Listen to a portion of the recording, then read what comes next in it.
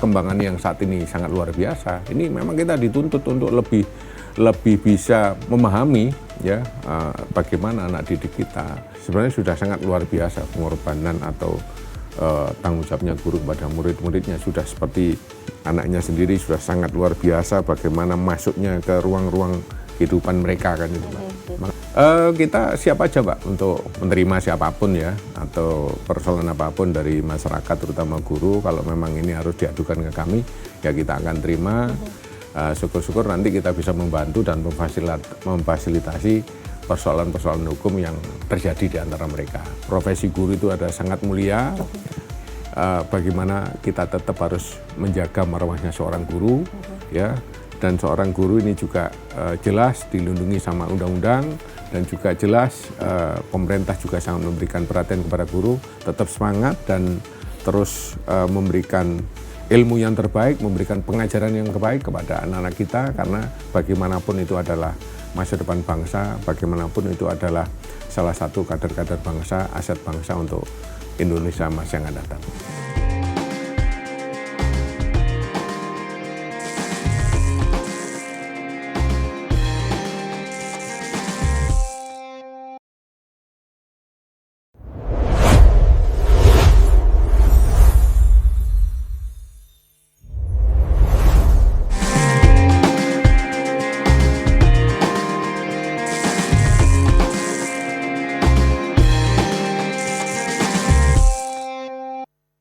Assalamualaikum warahmatullahi wabarakatuh.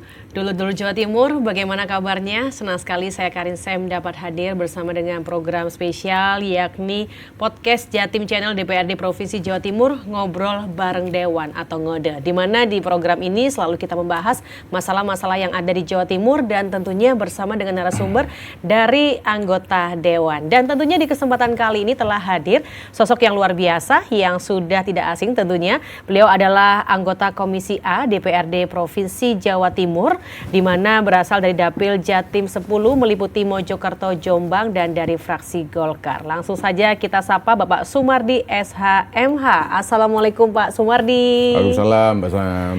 Bagaimana kabarnya Pak? Alhamdulillah sehat walaupun agak pilek-pilek dikit ini. Cuaca begitu ya Pak ya. Tapi tentunya tidak mengurangi semangat ya, untuk bisa menyapa dulu-dulu Jawa Timur begitu ya. Harus semangat. Harus penuh semangat. Dan terima kasih sekali lagi Bapak sudah meluangkan waktunya di tengah kesibukan dari Bapak sebagai anggota Dewan. Ya. Luar biasa. Dan pastinya kalau bicara Pak Sumardi ini latar belakangnya dulu adalah seorang pengacara, betul ya Bapak? Ya. Bisa bergeser menjadi politisi tuh bagaimana ceritanya? Mungkin bisa diinformasikan terlebih dahulu nih Bapak. Mungkin sudah dikatakan takdirnya mungkin Pak. Takdirnya begitu ya? Sudah.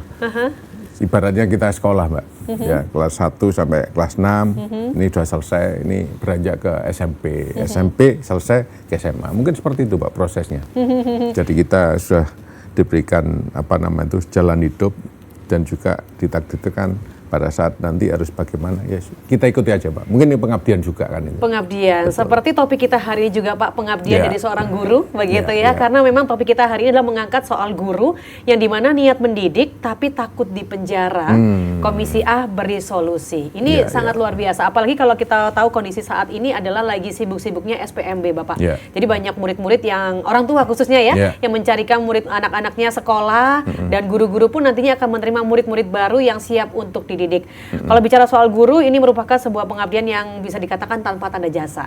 Mereka memberikan sepenuhnya hidupnya untuk memberikan ilmunya kepada anak-anak. Tapi terkadang ada banyak masalah yang ada di balik semua itu. Selain anak-anak yang susah untuk dididik, begitu ya. Bahkan ada ancaman penjara yang bisa menjadi sebuah benteng yang buat mereka untuk bisa mendidik dengan baik, karena terkadang generasi yang sekarang dengan yang dulu berbeda, betul nggak sih Pak? Iya betul. Kalau dulu mungkin dijewer, gurunya jewer aja udah takut begitu ya. Kalau sekarang guru menjewer, laporlah ke orang tuanya nggak terima, langsung urusan hukum begitu ya Bapak. Ini bagaimana dengan fenomena ini yang terjadi Pak? Apakah Pak Sumardi mungkin memandang ini sebagai hal memang kondisinya lagi begini Mbak, atau mungkin ini kayak nggak wajar begitu? Bagaimana Pak Sumardi? Ya. Memang perkembangan saat ini, memang ini kan sudah sangat luar biasa ya, perkembangan zaman ya, digitalisasi yang dulu tidak ada, ya, YouTube dulu zaman yang kita itu kan kita nggak mengenal apa itu YouTube kan itu ya, dan juga sosmed yang pergerakan yang sangat luar biasa ini zaman kita enggak ada. Kita kalau main-main ya apa ya, lari-larian atau mungkin ya yang masih konservatif ya, mungkin pakai kelereng atau apa. Baik. Tapi sekarang ini sudah tidak menemukan itu, ya usia zaman kita kecil itu permainan-permainan yang apa rame-rame kita main bareng-bareng itu sudah sangat berkurang, dan ini memang sangat mempengaruhi terhadap dasar berpikir atau mungkin juga karakter ya, pola pikir dan kebiasaan kita, sehingga itu membuat perkembangan terhadap apa namanya itu seseorang ini juga mungkin ya, Bapak, betul ya? Itu akhirnya juga berpengaruh juga Mbak Sam. Makanya ini juga berpengaruh kepada bagaimana seorang siswa ya dalam kehidupannya mendengarkan apa nama itu yang diajarkan oleh gurunya di sebuah sekolah. Ini kadang-kadang juga ini tidak bisa dihindari pengaruh-pengaruh seperti itu ya, karena ini sudah apa nama itu menjadi pergeseran yang mau nggak mau harus menjadi perhatian kita bersama gitu loh Mas Sam. Betul. Gitu. Makanya ini harus menjadi perhatian kita bersama, nggak bisa ini kita katakan loh kok sampai ini jadi begini ya. Atau murid ini kok nggak bisa seperti zaman yang kita dulu ya, ini menjadi tantangan gitu Mbak Sam, tantangan kita bersama. Nah, bicara mengenai topik kita yakni Komisi A yang memberikan perlindungan begitu ya, memberikan solusi. Kalau bicara Komisi A sendiri kan ini membidangi pemerintahan, kemudian hukum, betul, dan juga otonomi daerah. Nah, bagaimana soal perlindungan hukum sendiri kepada para guru? Apakah sejauh ini para tenaga pendidik ini mereka mengerti bahwa mereka memiliki hak yang dijamin oleh undang-undang dan juga difasilitasi begitu ya Pak ya? Mereka sudah pahamkah apakah mereka memberikan pendidikan kepada murid ini mereka juga dilindungi loh oleh negara dengan adanya kekuatan hukum di balik semua itu begitu Pak? Iya, ini juga Mbak, kita melihat masih banyak ya teman-teman pendidik atau guru itu masih belum paham bahwa dalam kegiatan mereka menjalankan fungsinya sebagai pendidik atau pengajar, ini sebenarnya mereka juga dilindungi oleh namanya undang-undang ya. Ada beberapa undang-undang yang mengatur dan melindungi bagaimana mereka menjalankan profesinya dengan baik ya, tidak takut dengan apa nama itu adanya persoalan hukum pada saat melakukan tugas dan tanggung jawabnya yang sangat mulia itu. Baik. Kita melihat bahwa ada beberapa aturan ya, yaitu undang-undang yang mengatur terkait dengan guru dan dosen ya, terus terkait dengan Permendikti itu juga Permendiknas ya, Diknas itu juga ngatur dan juga peraturan pemerintah. Jadi ada beberapa aturan-aturan yang sudah jelas bahwa itu diatur dan dibuat tujuannya untuk melindungi bagaimana kegiatan seorang guru dalam proses mengajar atau profesinya melakukan tugas dan fungsinya untuk sebagai guru, ini kan sudah diatur seperti itu. Baik. Jadi ini yang memang sebagian guru ini belum paham bahwa atau memang belum mempelajari atau belum tahu Mbak ya. Jadi akhirnya ada beberapa rasa takut, ada rasa khawatir pada saat mereka mengajar tiba-tiba ada persoalan dengan murid. Karena memang saat ini kan beberapa kali kita melihat ya Mbak ya, di tayangan sosial media. Baik. Ada guru yang niatnya negur malah nanti juga dilaporkan polisi. Guru niatnya negur kepada muridnya, saking sayangnya sama muridnya kadang juga dipukul, sehingga berdampak persoalan ini ke ranah hukum kan itu. Ya, dari situ akhirnya mungkin juga guru mikir, wah ini gimana, ini kita ini tujuannya, bahkan kadang-kadang ada pembiaran kan. Kita pernah melihat di sosmed bahwa ya sudah kalau memang seperti itu kita biarkan aja. Bahkan ada meme-meme yang lucu, ada muridnya yang berkelahi, pura-pura gurunya tidak tahu kan itu. Lah ini nanti daripada saya kena hukum gitu mungkin ya gurunya. Daripada saya kena persoalan hukum, dilaporkan hukum dan saya nanti jadi susah kan itu ya. Akhirnya ya sudah, biarkan aja, pura-pura tidak tahu kan. Ini kan juga sangat-sangat menjadi persoalan yang jangan sampai ini berpengaruh terhadap persoalan anak bangsa untuk berapa tahun ke depan kan. Baik, dan mungkin boleh saya sampaikan juga Pak untuk diketahui oleh pemirsa begitu ya, oleh dulur-dulur Jawa Timur bahwa memang ada landasan hukum perlindungan guru begitu ya. Sampai kalau Bapak tadi ada undang-undangnya. Ini boleh saya sampaikan juga yakni nomor 14 tahun 2005 tentang guru dan dosen. Di pasal 39 ayat 1 dan 2 ini menegaskan bahwa guru berhak mendapatkan perlindungan dalam melaksanakan tugas keprofesionalannya meliputi perlindungan hukum, profesi, keselamatan dan kesehatan kerja atau K3. Betul. Dan juga hak atas kekayaan intelektual atau HAKI. Kemudian juga ada peraturan pemerintah juga nih, nomor 74 tahun 2008 tentang guru, yang dimana ini mengatur lebih lanjut tentang tata cara perlindungan hukum terhadap tindak kekerasan, ancaman, perlakuan tidak adil, atau kriminalisasi dari peserta didik, orang tua maupun pihak lain. Dan Permendikbudnya juga hadir nomor 10 tahun 2017 tentang perlindungan pendidik dan tenaga kependidikan. Ini yakni mewajibkan pemerintah, Pemda, masyarakat, organisasi, profesi, dan satuan pendidikan memberikan perlindungan. Nah, terkait dengan adanya 3 landasan hukum ini, tanggapan dari Bapak sendiri bagaimana? Ya, makanya tadi kan kita sampaikan Mbak ya, sebenarnya kan sudah pemerintah juga nggak mungkin melakukan pembiaran ya terhadap profesi guru yang sangat mulia ini akhirnya tidak ada pelindungan hukum sama sekali. Baik. Buruh aja itu juga ada pelindungan hukum terkait dengan hukum ketenagakerjaan. Guru juga pasti juga diatur terkait dengan bagaimana nanti guru menjalankan tusinya, nanti tidak ada rasa takut atau rasa dianggap nanti keluar dari ketentuan hukum, sehingga dianggap melanggar hukum, sehingga bisa dilaporkan kepada pihak-pihak aparat penegak hukum kan itu. Makanya dari beberapa pertemuan yang sempat terjadi kita dengan beberapa guru-guru, ada memang keluhan-keluhan yang disampaikan kepada kami, Mbak Sam. Salah satunya bagaimana nanti kalau kita ngajar, terus pada saat di lingkungan sekolah ini kita menemukan anak-anak didik kita yang katakanlah sering bolos, ya, terus juga ya mungkin sering buat keributan di ruang kelas atau di lingkungan sekolah ini bagaimana Pak? Kita khawatir nanti kalau kita mau ambil tindakan jangan sampai nanti ada kesalahpahaman, dilaporkan ke orang tuanya, wali muridnya dan sebagainya, sehingga kita yang disalahkan. Ya kita sampaikan ya enggak usah takut kan itu ya. Kenapa? Sebenarnya Bapak Ibu guru sebenarnya juga ada beberapa regulasi yang sudah diatur ya, seperti yang disampaikan sama Mbak Sam tadi, kita juga sampaikan. Dan juga selain undang-undang itu juga ada namanya undang-undang masalah pidana, kitab undang-undang pidana dan acaranya. Ini kan juga diatur kan itu ya. Bagaimana nanti melihat persoalan-persoalan yang lebih spesifik di sana. Yang penting laksanakan dan juga sangat hati-hati, jangan sampai nanti juga emosional karena guru terus Bapak Ibu guru juga ambil sikap yang tiba-tiba spontanitas ya, yaitu tanpa kontrol dan juga tidak ya tetap harus hati-hati, tidak melihat bahwa ini yang dihadapi adalah murid. Nah, Bapak Ibu guru juga harus seperti itu, harus hati-hati juga, jangan sampai bersikap emosional melebihi batas sehingga persoalan itu akhirnya memang murni menjadi persoalan pelanggaran hukum yang dilakukan sama Bapak Ibu kan itu.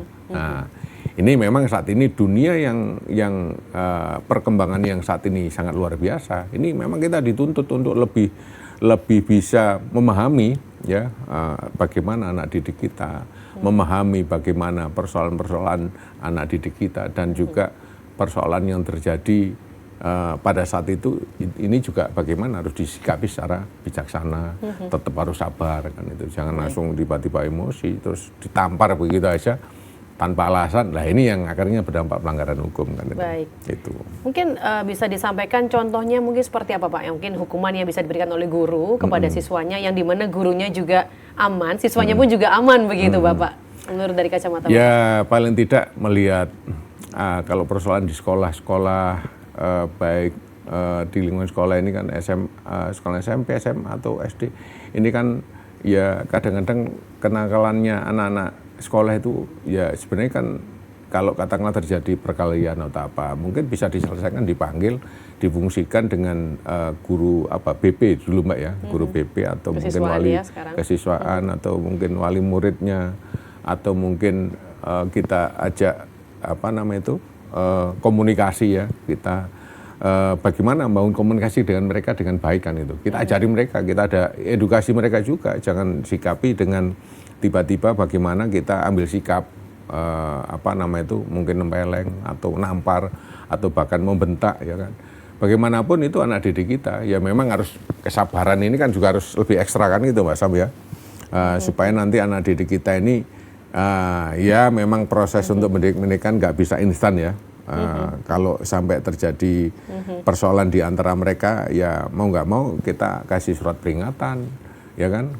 Kita kasih surat peringatan. Hukumannya ya paling tidak suruh datangkan orang tuanya supaya nanti diketahui bahwa orang tuanya ini tahu bahwa anaknya ini ada persoalan apa di sekolah kan itu, supaya tidak terjadi kesalahpahaman.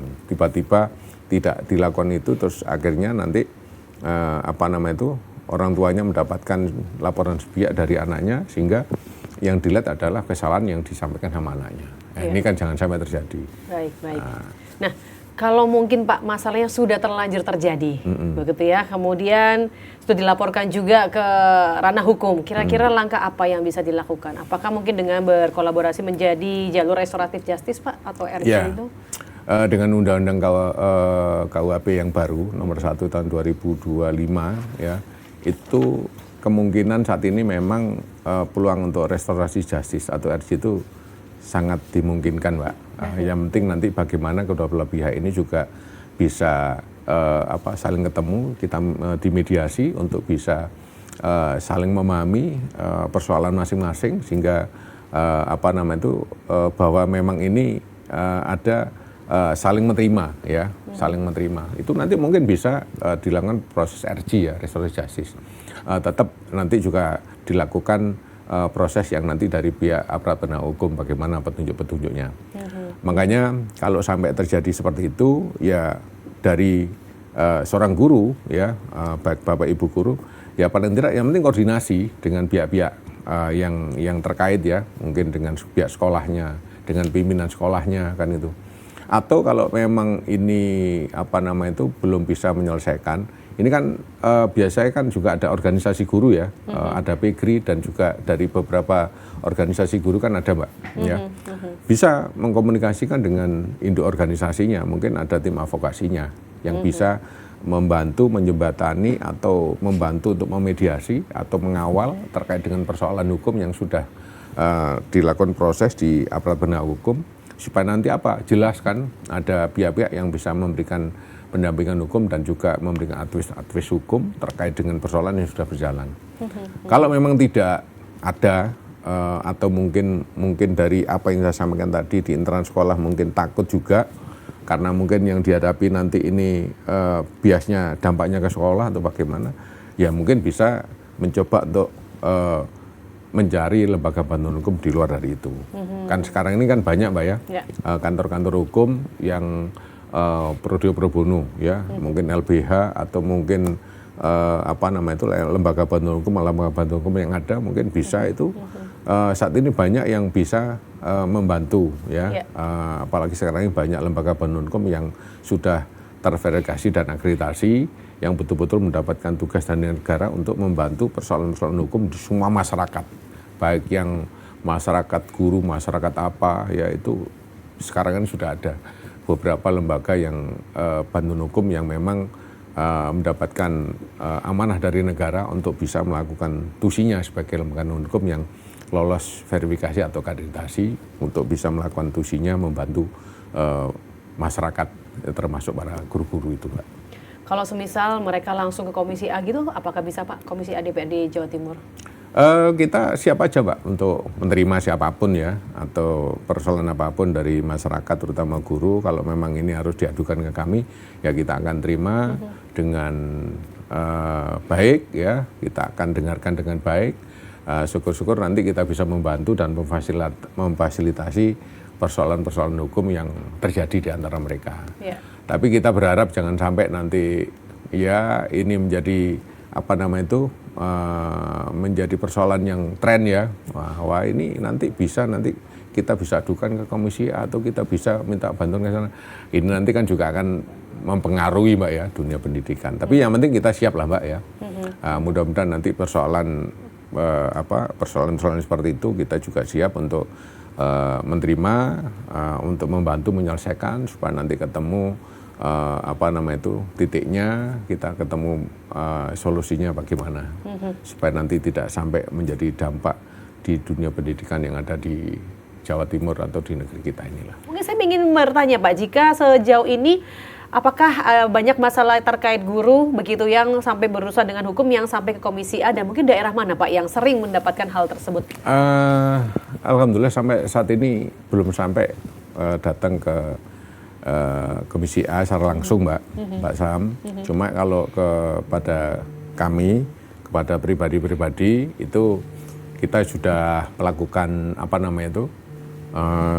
beberapa pertemuan-pertemuan dengan teman-teman yang ada di terutama di Dapil ya. Kita menerima beberapa keluhan-keluhan. Ya kita coba untuk memberikan beberapa solusi kepada mereka supaya nanti persoalan itu bisa disampaikan kepada kami secara terbuka dan terus terang. Ya. Karena ada beberapa persoalan-persoalan itu kadang-kadang mereka itu juga tidak terbuka ya kepada kami, atau kadang-kadang mereka juga takut untuk menyampaikan atau menceritakan kepada kami juga. Makanya kadang kami juga harus membuat sebuah kegiatan-kegiatan yang membuat mereka rileks ya, semacam forum diskusi, bahkan kita melakukan kunjungan mungkin ya ke sekolah-sekolahnya ya. Kadang-kadang juga melakukan itu Mbak. Nah, sekedar untuk membangun komunikasi dengan mereka. Baru ada beberapa persoalan yang disampaikan sama mereka, bagaimana kalau kami ini ada seperti ini Pak. Apa kira-kira bisa dibantu solusinya. Ya kita sampaikan, kita siap untuk membantu, selama bisa kita bantu, kita akan bantu. Yang penting sampaikan secara terbuka, transparan. Karena kalau ada masalah seperti itu kan kadang-kadang mereka menyimpan dalam hati mereka karena takut disalahkan atau takut dikatakan yang bikin onar atau yang mencemarkan nama baik sekolah ya. Ini pernah juga Mbak saya mendengar di lingkungan sekolah ada persoalan dengan muridnya, tapi dari pimpinan sekolah juga akhirnya tidak mau berisiko, ya kan? Ya sudah, kalau bisa selesaikan sendirilah ya secara kekeluargaan, jangan melibatkan sekolah.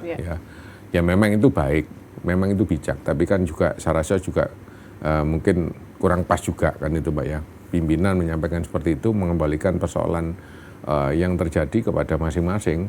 Mestinya ini kan juga paling nggak ada difasilitasi, dimediasi ya, supaya nanti marwahnya sekolah ini kan juga bisa tetap dijaga, dan juga marwahnya seorang guru ya, pendidik di mata muridnya, di mata semuanya yang terlibat di situ tetap bisa dijaga, bahwa bagaimanapun tanggung jawabnya ini kan juga tujuannya bukan karena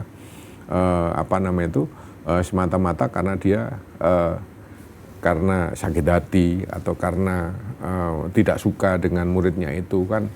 Saya melihat guru-guru yang saat ini sudah sangat luar biasa sih Mbak ya, untuk menjalankan fungsinya dia sebagai pendidik itu sudah kayak tidak ada batas ya dengan murid-muridnya. Sampai ada yang dengan murid-muridnya itu sudah seperti anaknya sendiri ya kan. Bahkan sakit kadang juga bagaimana memperlakukan muridnya yang sakit itu seperti anaknya. Kadang diantar ke rumah sakit atau kadang juga memberikan sesuatu kepada anak didiknya. Nah, makanya ya ini sebenarnya sudah sangat luar biasa pengorbanan atau tanggung jawabnya guru kepada murid-muridnya, sudah seperti anaknya sendiri, sudah sangat luar biasa bagaimana masuknya ke ruang-ruang kehidupan mereka kan itu Pak. Makanya tiba-tiba kalau ada persoalan yang akhirnya berdampak kepada persoalan hukum, ini ya kita kan ya alangkah bijaknya kalau ini kita kembalikan ke situ, bahwa hubungan guru dengan murid sebenarnya juga bukan orang lain.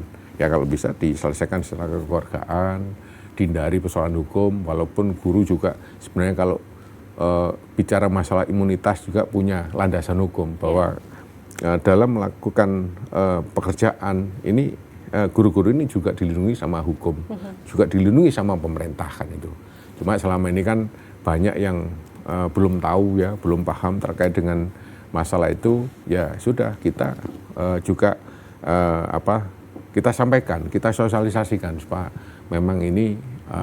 Tapi kan bukan karena itu terus akhirnya guru jadinya wah otoriter kan itu Mbak ya. Walaupun banyak juga tujuannya untuk mendidik ya. Tapi sekarang ini harus fleksibel dan bisa disesuaikan bagaimana cara mendidik anak-anak kita, siswa-siswa kita supaya nanti ya bisa sesuai dengan perkembangan zaman yang seperti sekarang ini Mbak. Baik, Pak Sumardi, sejauh ini kasus guru yang masih perlu mendapatkan perlindungan hukum seperti apa Pak dari pantauan Bapak? Dunia digital Mbak, ini juga kadang-kadang menjadi rasa takut bagi guru juga ya. Kemarin pada saat pertemuan kita dengan mereka itu terkait dengan Undang-Undang ITE Mbak Sam. Baik. Ya, Undang-Undang ITE ya kan. Ini kadang-kadang perkembangan digital di gadget ini sudah sangat luar biasa. Bahkan gadget ini juga mempengaruhi terhadap bagaimana pola pendidikan yang ada di sekolah-sekolah. Mungkin yang level SD mungkin nggak seberapa, tapi di SMP maupun SMA itu kadang-kadang siswa sudah bawa gadget ya kan. Bahkan nanti kadang pada saat mata pelajaran itu juga kadang-kadang mereka tidak melihat mata pelajaran itu, tapi juga melihat konten-konten yang ada di HP. Nah ini ada yang pertanyaan yang cukup menggelitik kemarin Mbak, bagaimana Pak kita ini supaya tidak disalahkan karena terkait dengan undang-undang ITE dan juga terkait dengan hak privasi ya dari setiap orang. Karena apa? Itu pernah kita terjadi Pak, gara-gara kita melakukan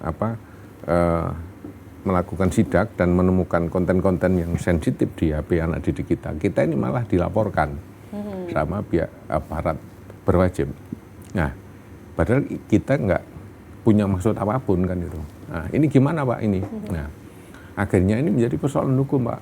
Nah, saya coba tanya, masalahnya di mana? Masalahnya karena saya melihat beberapa konten-konten yang saya suruh hapus dan yang ada di sebuah folder kan itu, di sebuah folder yang ada di situ. Nah, ternyata di situ ada folder yang dianggap itu sebagai data diri dari siswa itu, Mbak Sam. Sehingga merasa bahwa karena mungkin dia itu kehilangan, melaporlah kepada orang tuanya bahwa data saya terkait dengan ini hilang. Loh, hilang kenapa? Hilang setelah ada sidak ini. Mungkin karena laporannya terlalu gimana, orang tua Suatu juga pihak ya, mungkin ya, orang tua juga sayang sama anaknya. Akhirnya langsung mengambil sikap sehingga melapor guru itu. Kalau memang ini kan nggak mungkin ini dikembalikan datanya begitu aja kan gitu Pak ya. Nah, pasti juga akan ada proses. Baik. Contohnya seperti itu Pak. Ada mungkin kasus-kasus lain yang menonjol begitu Pak? Kalau kasus-kasus menonjol terkait dengan sampai menjadi pelaporan hukum saat ini ke kami belum sampai terjadi seperti itu Mbak ya. Ya, baik. Dan ini mungkin juga boleh, kebetulan ada data yang terkumpul begitu Pak, ada kasus pelecehan seksual di Surabaya. Ini seorang guru honorer SMP swasta inisial MS 25 tahun ditangkap Polrestabes Surabaya atas dugaan pencabulan terhadap siswinya sendiri di lingkungan sekolah. Kemudian juga ada hukuman penelanjangan siswa di Jember. Ini adalah seorang oknum guru SD di Jember viral dan berurusan dengan DPR RI setelah menelanjangi 22 siswanya akibat kehilangan uang Rp75.000. Kemudian ada lagi di Probolinggo, guru honorer rangkap jabatan, di mana guru honorer tersebut bernama Muhammad Misbahul Huda sempat ditahan atas dugaan korupsi karena rangkap jabatan sebagai pendamping lokal desa. Kasusnya kemudian dihentikan dan dia dibebaskan oleh Kejaksaan Tinggi Jawa Timur. Kemudian ada lagi Pak, pemecatan guru di Jombang, yang dimana dua orang guru ASN di Jombang ini dipecat akibat masalah perbedaan data presensi yang ini memicu sorotan dari Dewan Pendidikan setempat. Kemudian terakhir juga ada oknum guru yang terlibat narkoba, di mana seorang oknum P3K guru di Bondowoso ditangkap polisi karena diduga menjadi pengedar narkoba jenis sabu dan pil koplo. Kalau melihat kasus-kasus ini begitu Bapak, kalau merupakan ini kalau misal ini kriminal murni, Bagaimana menyikapi hal tersebut, Pak? Ya, kalau memang ini terjadi kriminal murni, ya mau nggak mau ini kan bukan profesinya, Mbak ya. Baik. Tapi kan individunya, ya. Kalau sudah bicara masalah kena mungkin narkoba atau mungkin persoalan di luar dari dia sebagai profesinya sebagai guru, ya otomatis mau nggak mau kan harus dilakukan proses hukum. Kalau seperti itu juga kita kemarin juga sempat mendapatkan pengaduan ya guru terkait dengan masalah judol, Mbak, ya kan, yang merasa bahwa dia tidak pernah bermain dan sebagainya. Tapi pada intinya akhirnya ya karena dia belum mengaku kan itu bahwa memang karena ternyata dia juga pernah melakukan aktivitas kegiatan judi online kan itu loh. Jadi makanya kalau sudah seperti itu kita nggak bisa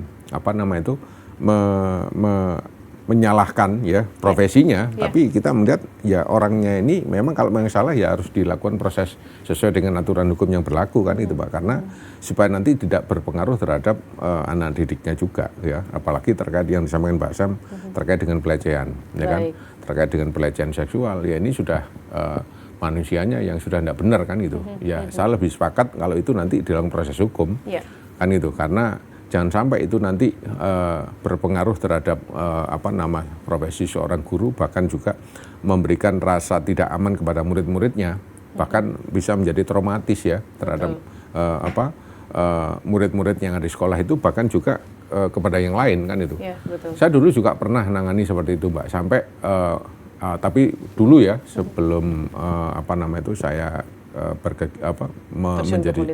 terjun ke politik atau sebagai seorang dewan. Pada saat itu sempat terjadi pelecehan kan itu. Sampai akhirnya muridnya ini tidak mau sekolah kan itu ya, sampai murid nggak mau sekolah dan itu sudah berjalan kurang lebih 1 tahun lamanya dilakukan murid kepada gurunya ini. Ya akhirnya mau nggak mau kita harus memberikan edukasi dan juga memberikan pembelajaran kepada seorang guru itu bahwa ini yang dilakukan juga salah ya, karena mencederai terhadap profesi mulia seorang guru kan itu. Mau nggak mau ya harus dilakukan proses hukum sesuai dengan ketentuan yang berlaku. Saya lebih sepakat ke sana, Mbak. Cuma tadi ada case yang menurut saya dari Probolinggo tadi itu kan akhirnya kan dihentikan itu kasusnya ya, karena ya kita melihat ya alasan ekonomi juga. Cuma kalau memang itu masih bisa dilakukan restoratif justice atau dilakukan ditinjau kembali, ya kenapa tidak kan itu. Kalau memang ini memang betul-betul pelanggarannya itu bukan karena faktor-faktor mens reanya atau faktor-faktor yang berdampak terhadap pelanggaran hukum yang disampaikan di sana, Mbak. Karena mungkin juga kalau kita lihat kan guru honorer kan mohon maaf gajinya kan kecil, Bapak. Dan dia hanya merangkap jabatan tujuannya juga untuk kebutuhan sehari-hari juga begitu ya. Itu kalau sampai ditangkap itu kan miris sekali begitu ya. Masuk ke kami juga. Bahkan kita juga menyampaikan agar nanti itu coba ditinjau kembali ya, ditinjau kembali, dan kita juga minta kepada pihak kejaksaan dan juga pihak kepolisian agar nanti paling enggak itu juga jangan sampai diambil satu sisi aja ya, mungkin bisa dibedah lebih dalam lagi terkait dengan masalahnya. Karena apa? Ya kan kalau bicara masalah korupsi, kalau bicara masalah penggunaan keuangan negara terhadap double kegiatan dia sebagai seorang guru dan sebagai pendamping desa ya. Betul, pendamping lokal desa. Pendamping PKH itu kalau nggak salah ya. Ya karena pada saat itu satu dia juga nggak paham ya kan, kalau memang itu salah ya kan. Dia hanya pingin bicara masalah bagaimana dia mengisi kekosongan dia, ya kan, Mbak ya. Ibaratnya ya kalau memang bisa dilakukan dan itu menurut dia katanya halal kan itu ya. Ini juga saya sebagai guru ada waktu-waktu luang yang bisa dia lakukan di sana kan itu. Tapi ini izin Bapak, kan di pusat juga banyak yang rangkap-rangkap jabatan juga nih Bapak. Betul. Mungkin beliau berkaca dari itu mungkin ya. Iya. Itu gimana nih Pak? Lah, kalau yang di atas rangkap jabatan ini kan ya sudah, ini kita kembalikan kepada pimpinan-pimpinan di atas itu Pak. Mungkin ada kebijakan-kebijakan yang kita tidak tahu terkait dengan apa yang dilakukan, apa yang disampaikan pimpinan yang di atas. Tapi kalau kita yang guru ini kan jelas Mbak, ya kan. Itu guru honorer ya. Betul, guru honorer dia ingin mendapatkan tambahan gaji kan itu. Kalau yang di atas gajinya sudah luar biasa, Mbak, sudah beda. Lagi, Pak. Rangkap-rangkap sudah beda itu sudah. Tapi mau izin Pak, ini update terbaru, guru tersebut mengundurkan diri. Nah, kira-kira nih untuk mengembalikan nama baiknya apa ya yang bisa dilakukan begitu Pak? Ya paling tidak kemarin itu saya sudah dengar bahwa dia sudah menyampaikan bahwa sudah dikembalikan nama baiknya dengan dipublis di beberapa media ya. Cuma memang untuk bisa mengembalikan bagaimana dia kembali kepada semangatnya sebagai seorang pendidik, ya memang ini kita perlu memberikan ruang-ruang yang cukup luar biasa kepada dia, Mbak, agar nanti ya seperti ruang bagaimana kita ajak komunikasi ya, bahwa apa yang dilakukan itu sebenarnya juga bukan harus dihentikan semangatnya, ya dihentikan untuk karyanya, ya kan. Sebenarnya dia masih bisa melakukan atau memberikan banyak karyanya melalui dia sebagai seorang guru yang ada di situ. Ya paling kita harus memberikan konseling ya kepada dia. Jadi jangan berhenti, ayo kita kembali kepada bahwa profesimu ini sangat mulia, ya kegiatanmu sangat mulia. Saya rasa ini harus kita semangati dia, Mbak. Baik. Gitu. Kalau yang di Jombang Bapak soal perbedaan data presensi yang akhirnya dipecat karena adanya perbedaan data presensi ini, menurut Bapak bagaimana nih? Ya, waktu itu dua orang guru ASN. Saya itu waktu itu sempat memberikan tawaran kepada yang bersangkutan bahwa kita di Komisi A juga siap untuk untuk dialog ya, untuk menjadi penyambung dialog atau memediasi terkait dengan perkara dia. Kita sampaikan bahwa ya memang kita harus bijaksana, bijak sini, bijak situ supaya nanti persoalan ini bisa ketemu kan itu, Mbak ya. Baik. Karena apa? Masing-masing saya lihat masih subjektif, Mbak Sam, ya. Masih subjektif. Karena apa? Dari yang bersangkutan yang satu masih alasannya seperti ini, yang satu juga seperti ini. Dianggap tidak melakukan tugasnya dengan baik, sering bolos juga, sering absensinya begini. Sementara yang bersangkutan juga seperti itu, katanya juga dia juga sakit ya. Sementara jarak dari rumah sama tempatnya ngajar itu juga terlalu jauh, sehingga ini resiko juga terhadap sakit yang dia derita. Nah ini kan sebenarnya juga persoalan yang bisa dikomunikasikan antara para pihak kan itu, supaya nanti bagaimanapun pengabdian dia kita mendengarkan juga cukup lama, sudah belasan tahun ya. Jangan sampai nanti profesi dia yang sudah jalani selama sekian tahun itu akhirnya tiba-tiba kita harus matikan dan dengan paling tidak dialog ini kan juga masih bisa dilakukan. Ya. Makanya waktu itu saya minta, ayo kalau yang bisa dilakukan dialog oleh para pihak, kita ketemu bareng, kita cari solusi bareng-bareng. Karena ini persoalan secara kemanusiaan juga ada kan itu, Pak ya. Betul. Ayo kita taruh ego kita, kalau bisa nanti ini kita temukan solusi yang baik supaya nanti jangan sampai merugikan satu sama lain kan itu. Kebetulan kan ini lokasinya di dapilnya Bapak ya, dapil Jombang, dan ada pendampingan khusus begitu yang di Bapak lakukan? Ya, kemarin kita lakukan komunikasi dengan mereka, bahkan saya juga sempat komunikasi dengan teman-teman yang ada di Dignas dan juga dengan DPD Jombang. Paling tidak kalau memang ini bisa dilakukan dialog, ini bisa dilakukan mediasi ya, atau difasilitasi ya, supaya nanti bisa ketemu masing-masing ini. Kita arahkan kemana supaya nanti bisa ketemu solusinya kan itu. Akhirnya kemarin alhamdulillah juga disikapi, dilakukan dialog dan juga dimediasi sama teman-teman DPRD dan juga kemarin akhirnya dipanggil kan ini untuk diajak komunikasi dan kelihatannya juga ada solusi dan dikembalikan itu makanya. Gitu. Sudah ada komunikasi antara para pihak itu. Cuma perkembangan terakhir kita juga belum tahu ini. Belum terupdate begitu ya Bapak ya? Iya, betul. Baik, tapi saya rasa perkembangan ini cukup bagus lah kemarin, Mbak. Yang sebelumnya ini belum bisa dikomunikasikan, akhirnya bisa dikomunikasikan, akhirnya bisa dipertemukan kan itu. Itu sangat baik sekali nih prosesnya betul, ya Bapak kan ya? Itu. Ada yang memfasilitasi, ada yang sudah mengarahkan. Ini kan saya rasa masing-masing sudah bisa ketemu lah, tinggal prosesnya tinggal berapa langkah gitu aja kan. Itu. Sekedar informasi juga Bapak, saya yakin juga ada guru yang tengah menyaksikan kita begitu ya, agar lebih tenang dan terlindungi dalam mengajar. Ada jurisprudensi Mahkamah Agung yang menegaskan bahwa guru tidak bisa dipidana saat menjalankan tugas profesinya dan melakukan tindak pendisiplinan terhadap siswa, asalkan hukuman tersebut wajar dan bersifat mendidik. Kemudian juga ada perlindungan resmi pemerintah yang dimana aturan seperti peraturan pemerintah nomor 74 tahun 2008 pasal 31 2009 ini memberikan kebebasan kepada guru untuk memberikan sanksi.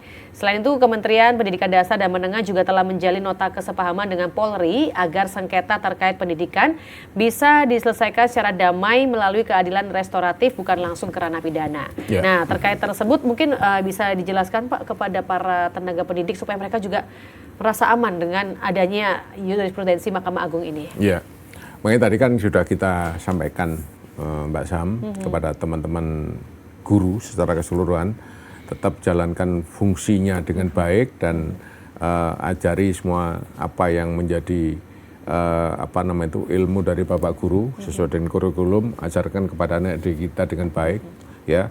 Jangan takut bahwa nanti guru ini nanti bisa dilakukan proses hukum dalam melaksanakan tugas-tugasnya sebagai seorang guru kan itu ya. Jadi tapi kalau ada pelanggaran-pelanggaran daripada saat melakukan kegiatan mengajar, ya itu mungkin beda aturan, beda hukum. Tapi kalau pada saat melakukan kegiatan mengajar di lingkungan sekolah, ya ini memang guru punya imunitas kan itu. Guru punya imunitas dan nanti paling tidak nanti nggak bisa tiba-tiba dilaporkan pada saat melakukan memberikan arahan atau memberikan teguran kepada didiknya, terus akhirnya tiba-tiba dilaporkan, kan juga nggak bisa seperti itu. Nah, makanya tetap saya dukung bagaimana guru tetap bisa menjalankan fungsinya dengan baik, apalagi terkait dengan aturan yang sudah jelas tadi. Ini sebagai salah satu dasar, sebagai legal standing, bagaimana menjaga marwahnya seorang guru, bagaimana menjaga guru bisa melaksanakan kegiatan mengajarnya dengan baik di semua tingkatan sekolah. Ada nggak Pak mungkin tips yang bisa dilakukan oleh guru ya, langkah aman untuk mendidik supaya tidak tersandung persoalan hukum begitu? Mungkin bisa diberikan misalnya hindari hukuman fisik yang berpotensi melukai atau mungkin hal lain begitu Bapak? Ya memang seperti yang saya katakan tadi itu kita ya yang penting jangan arogan kan itu Mbak ya. Bagaimana guru ini kan juga punya marwah yang sangat luar biasa. Dan juga sebagai seorang pendidik, guru ini kan sudah levelnya sudah sangat tinggi menurut saya. Kita jadi seperti ini, ya kita ada di sini semuanya juga salah satunya dari guru-guru kita kan itu Pak ya. Makanya ya tetap harus hati-hati ya dalam melakukan kegiatan mengajar atau memberikan memberikan punishment pada saat ada anak-anak kita atau anak didiknya melakukan pelanggaran, ya tetap sesuai dengan sewajarnya aja ya sewajarnya. Kalau memang harus suruh lari ya suruh lari sewajarnya aja. Sambil kita lihat perkembangan berikutnya apa kan itu ya. Jangan tiba-tiba diambil tindakan yang lebih keras ya. Mungkin suruh push up 1000 kali ya. Ini bukan suruh push up, ini suruh memang niatnya dihukum supaya nanti menjadi pingsan kan itu, menyakiti kan itu ya. Betul. Ya yang sewajarnya dulu lah sambil kita melihat bahkan bagaimana kita sebagai seorang guru pendekatan secara humanis Mbak ya. Secara humanis karena siswa sekarang ini melihat perkembangan saat ini kadang-kadang di sekolah ini sudah pingin mendapatkan sebuah dunia yang beda. Mungkin di tempatnya bermain, di rumahnya ya atau di ruang-ruang lingkungan yang lain. Dia pingin di sekolah ini juga punya sesuatu yang beda, mendapatkan sebuah pelindungan yang sangat bijak, mendapatkan sebuah ilmu yang baik, membuat mereka kerasan. Ini bagaimana kan itu? Itu yang harus menjadi tantangan dari seorang guru supaya nanti ada banyak murid-murid ini kadang-kadang juga merindukan guru-guru yang menghibur Mbak. Menghibur, bahkan itu kadang-kadang bisa masuk apa yang mata pelajaran sesulit apapun kadang-kadang bisa masuk walaupun masih prosesnya agak lama kan gitu Mbak. Saya rasa seperti itu Mbak Sam. Baik, dan saya yakin juga Pak Sumardi punya harapan ataupun juga pesan di dapilnya Bapak begitu ya, Dapil Jatim 10 Mojokerto Jombang terkait topik kita hari ini. Silakan Bapak. Ya, untuk teman-teman, Bapak Ibu guru semuanya, sudah didengar kita bersama-sama bahwa profesi guru itu ada sangat mulia dan saat ini dengan perkembangan zaman yang sangat luar biasa, perkembangan yang sangat destruktif, ini bagaimana kita tetap harus menjaga marwahnya seorang guru, ya, dan seorang guru ini juga jelas dilindungi sama undang-undang, dan juga jelas pemerintah juga sangat memberikan perhatian kepada guru, tetap semangat dan terus memberikan ilmu yang terbaik, memberikan pengajaran yang terbaik kepada anak-anak kita, karena bagaimanapun itu adalah masa depan bangsa, bagaimanapun itu adalah salah satu kader-kader bangsa, aset bangsa untuk Indonesia masa yang akan datang. Baik, terima kasih banyak Pak Sumardi untuk apa yang disampaikan hari ini. Semoga juga memberikan inspirasi buat para guru yang berada di luar sana, memberikan terbaik juga untuk mendidik anak-anak bangsa. Sekali lagi terima kasih Pak Sumardi, terima kasih untuk seluruh Dulur Jawa Timur. Demikian ngobrol bareng Dewan Podcast Jatim Channel DPRD Provinsi Jawa Timur bersama dengan Pak Sumardi SHMH, anggota Komisi A DPRD Provinsi Jawa Timur, Dapil Jatim 10 Mojokerto Jombang dari fraksi Golkar. Saya Karin pamit. Wassalamualaikum warahmatullahi wabarakatuh. Waalaikumsalam warahmatullahi wabarakatuh.